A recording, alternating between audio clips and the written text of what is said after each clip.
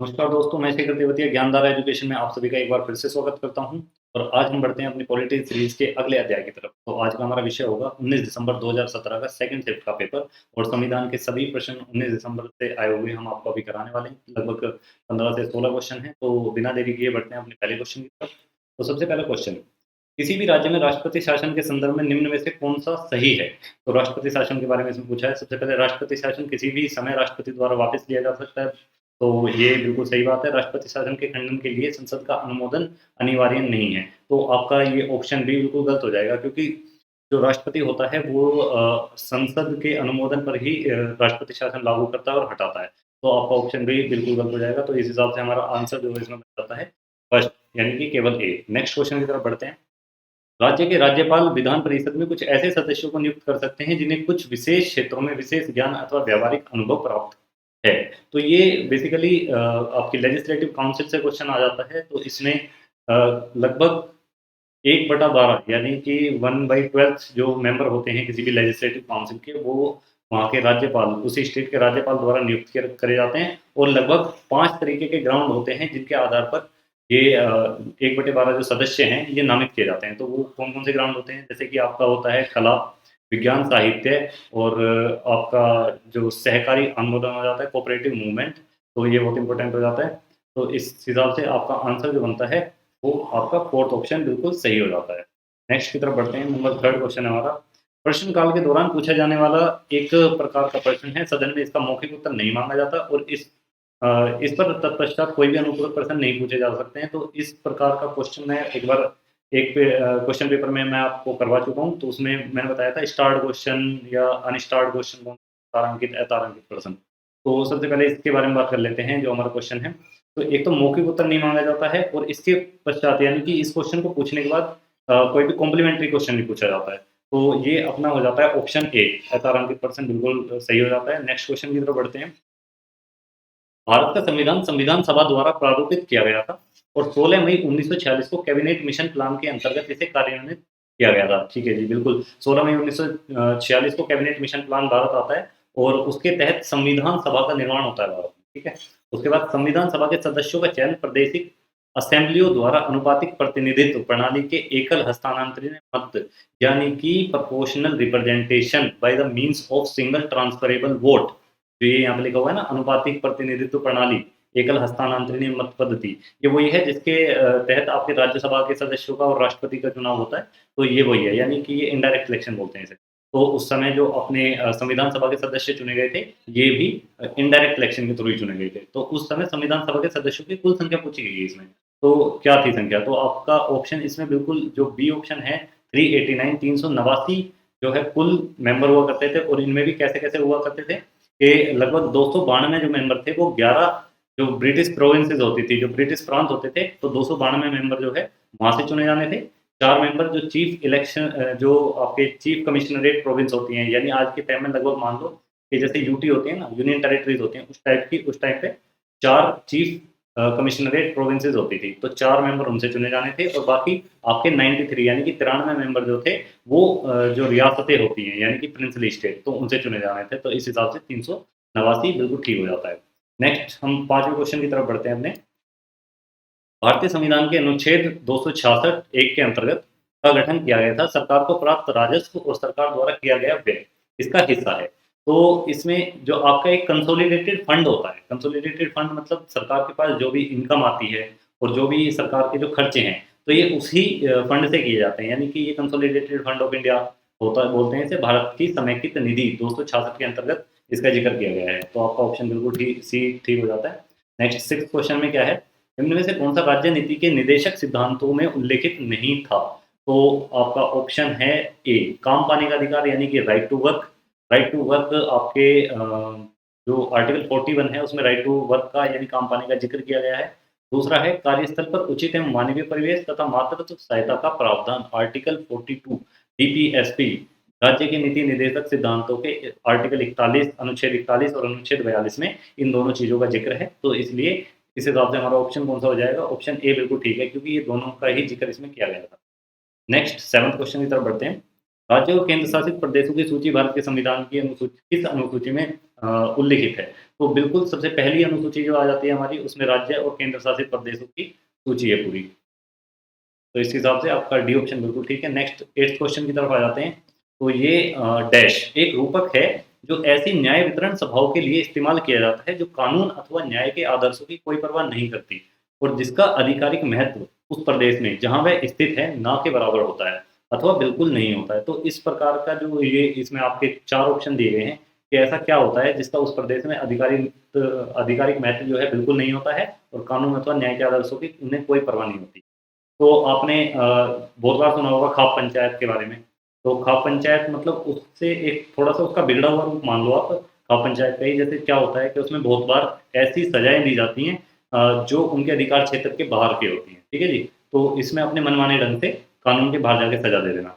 तो इस प्रकार के जो न्याय वितरण सभा हैं, ऐसी सभाओं के बारे में तो ये कंगारू कोर्ट होते हैं, इन्हें कंगारू कोर्ट बोलते हैं। तो ऑप्शन बी बिल्कुल ठीक हो जाता है। नेक्स्ट की तरफ बढ़ते हैं।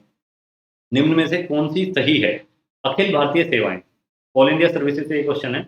अखिल भारतीय सेवाओं के सदस्यों का चयन एवं प्रशिक्षण केंद्र सरकार करती है, बिल्कुल सही है। आपने सुना होगा यूपीएससी, आईएएस वगैरह जो बोलते हैं आईएएस, आईपीएस, तो ये जो हैं अखिल भारतीय सेवाएँ होती हैं आईएएस, आईपीएस और आईएफएस 3 तरीके की अखिल भारतीय सेवाएँ होती हैं भारत में, ठीक है जी? और इनका चयन बिल्कुल सही बात है कि केंद्र सरकार करती है, यूपीएससी के थ्रू करती है और उसके बाद ऑप्शन बी आ जाता है आपका लोक सेवक जो होते हैं, यानी कि पब्लिक सर्वेंट। भारत सरकार के कर्मचारी हैं, बिल्कुल तथा सरकार के समस्त कर्मचारी लोक सेवक हैं। लोक सेवक होते हैं जो आम जनता यानी कि आम जनता की सेवा में लगे होते हैं। सरकारी जॉब में हैं लेकिन उनका डायरेक्ट जो कनेक्शन है वो सीधे जनता से, तो इनको लोक सेवक बोलते हैं। तो आपके इस हिसाब से ए और बी दोनों ठीक हो जाते हैं, तो आपका ऑप्शन फर्स्ट बिल्कुल ठीक है। नेक्स्ट 10th क्वेश्चन की तरफ बढ़ते हैं। तो ये पीआईएल से क्वेश्चन आ जाता है पब्लिक इंटरेस्ट लिटिगेशन, ठीक है जी। अगर कोई पत्र याचिका जनहित याचिका के रूप में दायर होती है, बिल्कुल ये सही बात है कि एक पत्र के थ्रू भी कोई अगर हम कोई लेटर देते हैं तो उसको भी जनहित याचिका के रूप में स्वीकार किया जा सकता है। तो इसके लिए के द्वारा आदेश पारित होना चाहिए, लेकिन उसमें किसका आदेश पारित होना चाहिए? तो इसमें ऑप्शन होता है आपका जो ऑप्शन सी है मजिस्ट्रेट का आदेश द्वारा ही इसको हम कर सकते हैं। नेक्स्ट 11 की तरफ बढ़ते हैं। कार्यकरण नियमों के अनुसार हस्ताक्षर और संपुष्टि से पहले सभी अंतर्राष्ट्रीय समझौते और संधियां सिवाय उनके जिन्हें विनिर्दिष्ट रूप से छूट प्राप्त है को की आवश्यकता होती है। तो ये बेसिकली बात कर रहे हैं जैसे भी हम मतलब किसी दूसरे देश के साथ कोई संधि या फिर समझौता करते हैं, कोई एमओयू वगैरह साइन करते हैं, तो उसके बारे में बात है। तो इसमें मतलब किसकी आवश्यकता होती है? तो जो हस्ताक्षर करने से पहले और संपुष्टि करने से पहले हमें किसकी आवश्यकता होती है? तो ये होती है बेसिकली मंत्रिमंडल जो होता है, काउंसिल ऑफ मिनिस्टर होता है, उसके अनुमोदन की ज़रूरत होती है। क्योंकि काउंसिल ऑफ मिनिस्टर जो है मतलब वो ही गवर्निंग बॉडी होती है इंडिया की, ठीक है जी? और राष्ट्रपति भी उसी की सलाह पे काम करता है, मंत्रिमंडल की सलाह पे। तो मंत्रिमंडल की सलाह बिल्कुल ज़रूरी होती है। ऑप्शन बी इस हिसाब से बिल्कुल सही हो जाएगा। नेक्स्ट क्वेश्चन की तरफ बढ़ते हैं। संविधान के अनुसार इनमें से कौन-सी भारत की राष्ट्रीय भाषा है? बहुत ही मज़ेदार क्वेश्चन है एक तरीके से, क्योंकि हम ज़्यादातर कहते हैं हिंदी हमारी राष्ट्रीय भाषा है। लेकिन संविधान में ऐसा कुछ नहीं लिखा हुआ है कि हिंदी हमारी राष्ट्रीय भाषा है, क्योंकि राष्ट्रीय भाषा यानी कि नेशनल लैंग्वेज का संविधान में कोई ज़िक्र ही नहीं है। राष्ट्रीय भाषा हमारी कोई इस हिसाब से है ही नहीं। तो फिर वो दूसरी चीज़ क्या है जो जिसे हम मतलब एक तरीके से राष्ट्रीय भाषा कहते तो हैं, लेकिन वो राष्ट्रीय भाषा है नहीं। तो संविधान के आर्टिकल आप 343 343 आर्टिकल में क्या कहा गया है कि जो हिंदी होती है वो हमारी राजभाषा है, यानी कि ऑफिशियल लैंग्वेज। ऑफिशियल लैंग्वेज मतलब कि इसमें हमारे जो पूरे के पूरे भारत का यानी कि पूरे के पूरे देश का या राज्य का काम-धाम मतलब जो भी होता है, पूरा का पूरा जो प्रोसीजर होता है वो हिंदी में, यानी कि हिंदी हमारी राजभाषा है। और साथ ही के साथ एक प्रावधान और किया गया है, मतलब उसी टाइम पे जब संविधान लागू हुआ था 343 में ही कि 15 सालों के लिए जो अंग्रेजी है वो हिंदी के साथ-साथ राजभाषा की तरह होगी। इसके बाद फिर मतलब यानी कि 1950 से 1965 तक इंग्लिश भी होगी। लेकिन बाद में क्या किया गया कि इंग्लिश को बढ़ाते गए हैं और आज भी इंग्लिश हम हिंदी के साथ-साथ हमारी राजभाषा की तरह काम कर रही है। तो इसलिए अब आपका ऑप्शन बिल्कुल ए बिल्कुल ठीक हो जाता है कि भारत की कोई भी राष्ट्रीय भाषा नहीं है, राजभाषा है, राष्ट्रीय भाषा नहीं है। तो इसका ऑप्शन ए बिल्कुल ठीक हो जाता है। नेक्स्ट क्वेश्चन की तरफ बढ़ते हैं। तो उपाधियों का अंत संविधान के अंतर्गत ये क्या है प्रतिस्थापित है, तो इसमें उपाधियों के अंत के बारे में बातचीत करेंगे। उपाधियाँ क्या होती हैं? क्या होता था कि जब भी ब्रिटिश गवर्नमेंट अंग्रेज़ों के टाइम पे क्या होता था कि बहुत जो कुछ बड़े-बड़े लोग होते थे, उनको उपाधियाँ दी जाती थी। राजा साहब, राव साहब, महाराजा तो इस तरीके की कुछ उपाधियाँ दी जाती थी। तो उस टाइप की उपाधियों का अंत के बारे में ये है, तो इसको बोलते हैं समानता का अधिकार, यानी कि संविधान के आर्टिकल 18 अनुच्छेद 18 में ये बात कही गई है कि उपाधियों का अंत, तो वो समानता के अधिकार का है। तो इस हिसाब से ऑप्शन बिल्कुल बिल्कुल ठीक हो जाता है। नेक्स्ट क्वेश्चन की तरफ बढ़ते हैं। राज्य के विधि निर्माण अधिकारों के संदर्भ में निम्न में से कौन-सा सही है? तो ये स्टेट के बारे में थोड़ी-सी बात अच्छी आ जाती है कि स्टेट में अगर हमें कोई भी कानून बनाना है, तो उसके संदर्भ में हमें कुछ बात बतानी है। तो ए में क्या लिखा है कि संसद राज्य सूची के विषयों पर भी कानून बना सकती है। भई हमें क्या पता है? हमें ये पता है कि जो एक यूनियन लिस्ट होती है, यूनियन लिस्ट पे संसद कानून बनाती है।